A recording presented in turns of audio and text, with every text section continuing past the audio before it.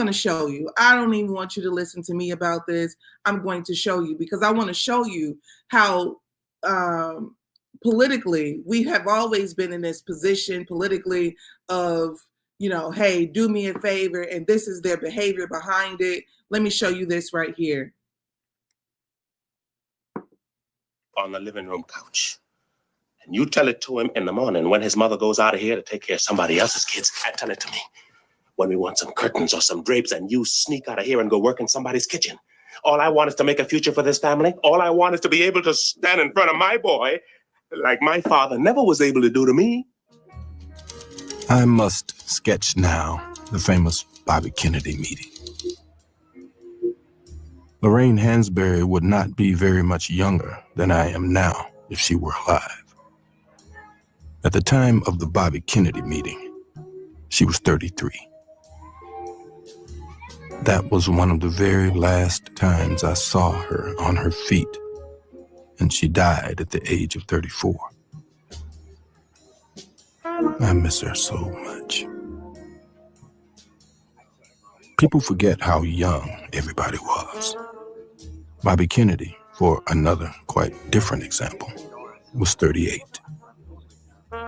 We wanted him to tell his brother, the president, to personally escort to school on that day or the day after a small black girl already scheduled to enter Deep South School.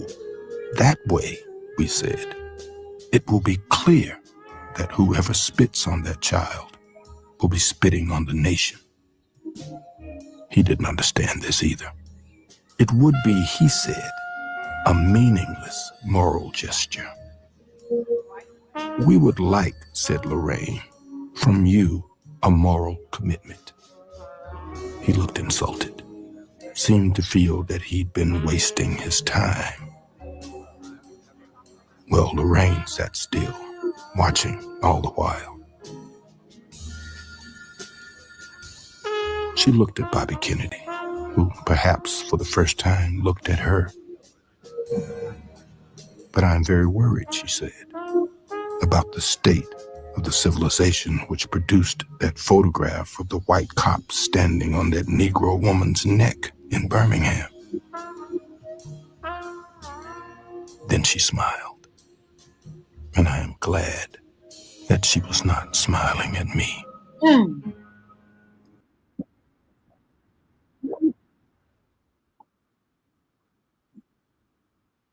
Let me just say this. I don't know if you understand what she said. Lorraine Hansberry, a woman of status, a woman who had some sense of prestige in Baldwin as well, because you don't get the Attorney General of the United States in a meeting if you don't have some form of access. So when Black people use their access to your benefit, you have got to make sure that you support them, all right? So the issue is a lot of people are using their access, for front row seats at the game. A lot of people are using their access, for the mansion and the hills, but a lot of people are not using their access for the people. And I was really upset about this at one point in time. And, God basically let me know that everybody's responsibility is different.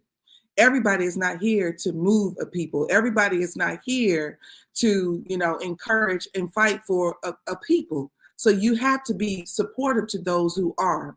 That's number one. Number two, what I would like to say as it relates to Baldwin, Hansberry, and Bobby Kennedy is that he told this woman, I think me going to the school with this girl who was going to be bullied and harmed because she was walking through a hostile environment. He said, I think that's a meaningless gesture of morality. I think it's a meaningless moral gesture. Lorraine Hansberry says, I don't. We think we need a moral commitment.